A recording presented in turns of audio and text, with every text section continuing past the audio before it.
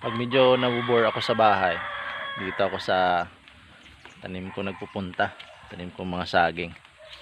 Kaya nakakapag-relax ako pag binibisita ko yung mga tanim ko. So, kahit medyo maulan, walang ginagawa sa bahay, ito, ikot-ikutin ko muna to. So, medyo malaki na yung tanim ko, mga lakatan. So, yan.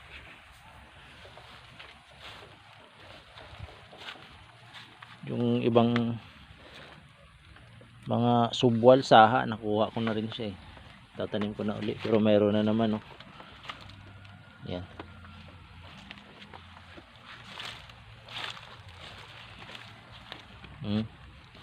Dito nakuhaan ko na to eh, pero mayroon na naman. Yan oh. Ang bilis magparami tong kuan na to, lakatan. Ito yung isa, medyo nabubuhay na rin to.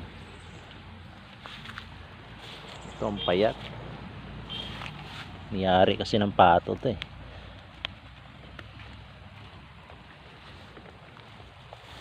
Parang hindi maganda yung tubo.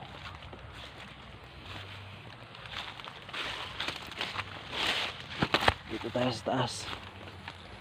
Ito matataba rito, nabunuhan ko kasi ito eh. 14 yung abunong rito, pero pag 6 month daw yung iabuno mo ay urea, hindi kaya complete. Ang tataba oh. Yan.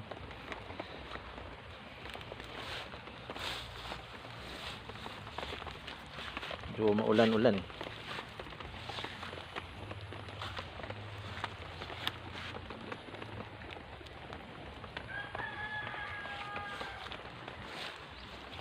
Ito pa oh, dapat abunuhan agad to. Okay, tumataba na rin itong isa.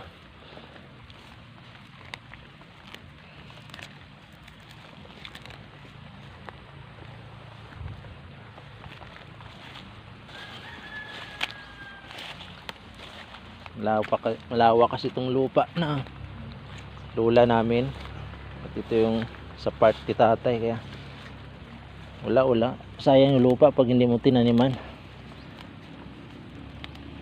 Napapakinabangan mo pa, same time nakakatulong pa sa'yo para kapag muni-muni ka. Pag doon kasi sa bahay walang ginagawa, puro lang cellphone, TV, hindi mo malayan, ubos na yung oras mo, wala kang nagagawa sa cellphone. Kaya minsan tigil mo na ang cellphone at magbisita muna sa mga tanim. Yan. Parang patay na siya, pero antayin natin, baka kasi magsanga sa ilalim, tulad dun sa mga ibang tinanim ko. Patay na siya pero sumanga pa siya dito, rito. Kaya merong sanga sa ilalim yan, antayin lang natin yan. So maulan eh, so sige lang.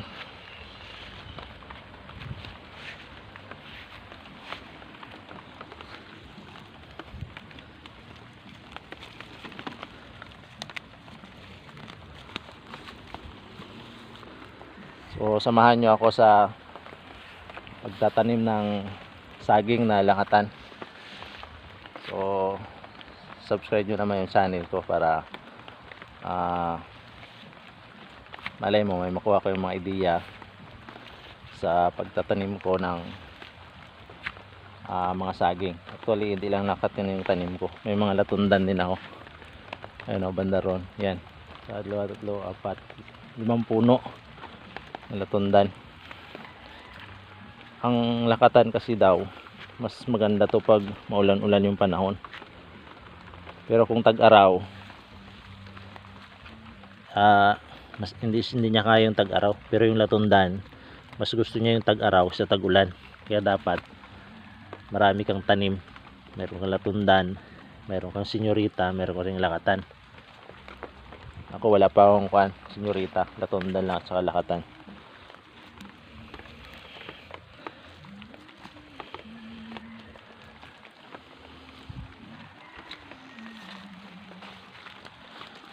So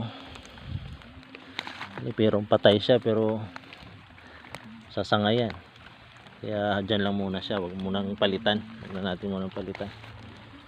Kumakain ng dahon, no? Uod.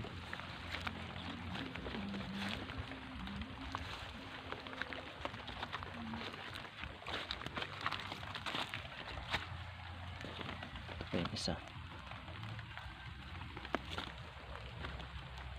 Every time we say good, it hurt.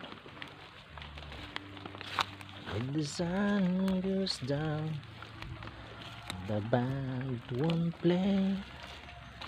I'll always remember us this way. Ito bagong tanim ko. Malaki nung tinanggal ko na. Oo. Oh, buhay na to. Lalo na ganitong maulan-ulan. Buhay yan. So, malawak pa yung area na to. Kaso lang grabe talaga yung damo. Talagang magtsatsaga ka. Dahil sa kapal ng damo. Yan, oh. Taas ang damo. Yan, oh. Kita mo yung damo na yan. So yan, oh.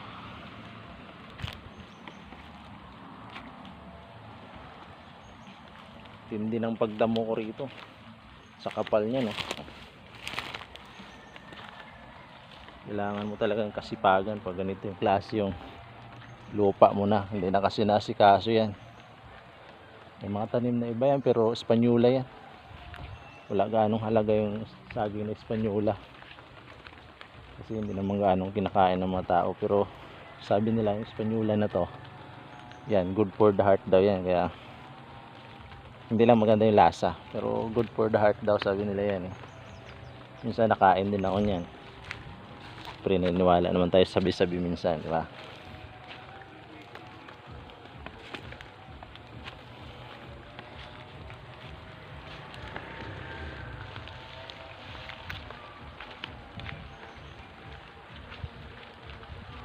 Yung sa bahay wala kang kausap, nakaka-stress minsan doon. Pero dito mapapangiti ka pag binibisita mo yung mga tanim mo.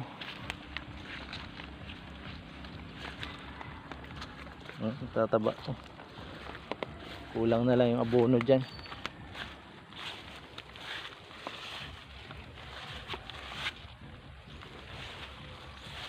Tumaba tong isa, eh. Dito may tanim to, eh, pero patay na siya. Ito, yan, oh. Namatay siya. Yan, patay siya.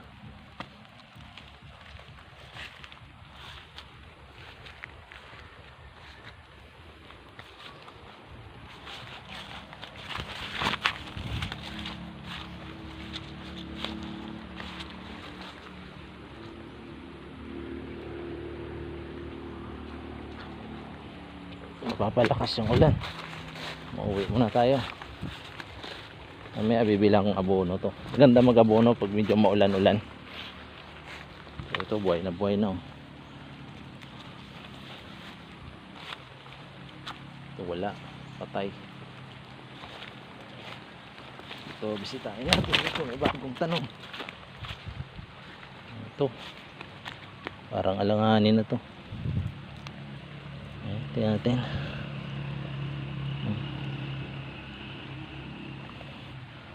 Minsan kasi kinakain ng uod, eh. Pero parang buhay pa yung ilalim. Yan lang yan. Malay mo sumanga yan. Okay, isa, oh. Wala pang abono to. Kaya hindi ko muna pinuno ito dahil abunuhan ko pa to paikot.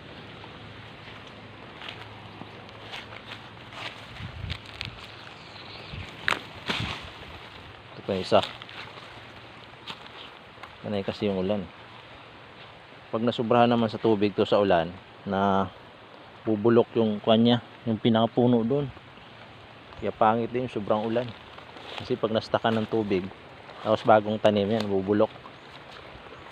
Medyo malakas na yung ulan. Uwi muna tayo.